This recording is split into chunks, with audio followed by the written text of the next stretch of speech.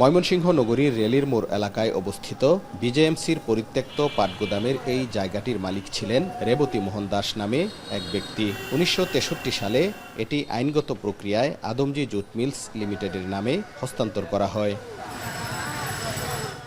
পরবর্তীতে জুট মিলটি বন্ধ হয়ে গেলে জমিটি পরিত্যক্ত অবস্থায় পড়ে থাকায় এটি সরকারি সম্পত্তি হিসেবে রেকর্ডভুক্ত হয়। এর প্রায় ৬০ বছর পর ২০২২ সালে রবীন্দ্রমোহন দাস নিজেকে রেবতী মোহন দাসের ছেলে দাবি করে জেলা প্রশাসক ও বাংলাদেশ পাটকল কর্পোরেশনের বিরুদ্ধে একটি মামলা দায়ের করেন।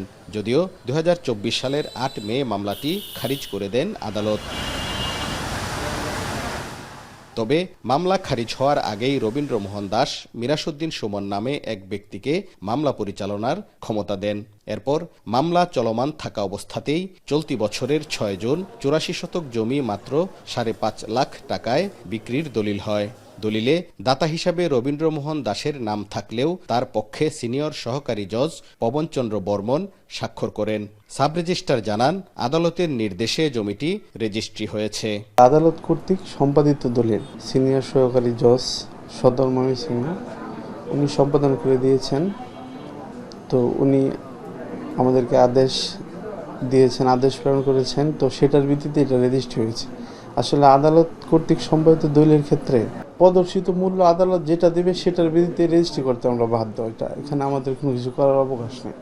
শতকোটি টাকার জমি মাত্র ৫.৫ লাখে বিক্রির বিষয়টি জানাজানি হলে শুরু হয় সমালোচনার ঝড়।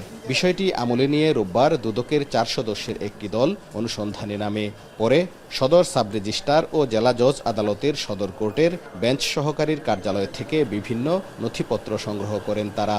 এই নজরে আসার পর আজকে আমরা দেখলাম যে এটা যখন আমরা এখানে আসছি রেকর্ডপত্র আলোকে দেখলাম, তখন তারা এটাকে বাতিল করে ডিসি স্যারকে আবার সমনটা দিয়ে করে ছানিয়ে একটা মোকদ্দমা দায়েরের জন্য পদক্ষেপ গ্রহণ করছে এবং আমাদেরকে একটা কপি দিচ্ছে। আমরা চেষ্টা করব যে এতে যে এই চক্রের সাথে যারা জড়িত পাবো আমরা তাদের এখন আমরা আইনের প্রক্রিয়া যতটুকু আনা যায়, একটা সাবজুডিস ম্যাটার নিয়ে কতটুকু চিন্তাভাবনা করা যায়। জজ কোর্টের জিপি অ্যাডভোকেট আজহারুল ইসলাম জানান, আদালতের নির্দেশে দলিলের কার্যক্রম স্থগিত হওয়ায় শতকোটি টাকার এই সরকারি সম্পত্তি বেহাত হওয়া থেকে রক্ষা পেয়েছে। একটি জালিয়াত চক্র আদালতকে ভুল বুঝিয়ে দলিলটি সম্পাদন করেছে বলেও জানান তিনি।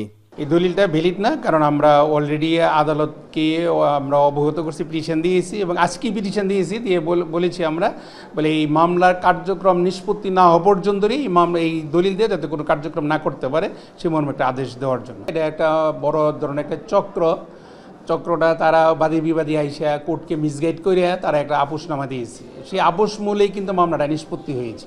এদিকে জালিয়াতির মাধ্যমে সরকারি জমি বিক্রির সাথে জড়িত চক্রের সদস্যদের দ্রুত আইনের আওতায় আনার দাবি বিশিষ্টজনদের।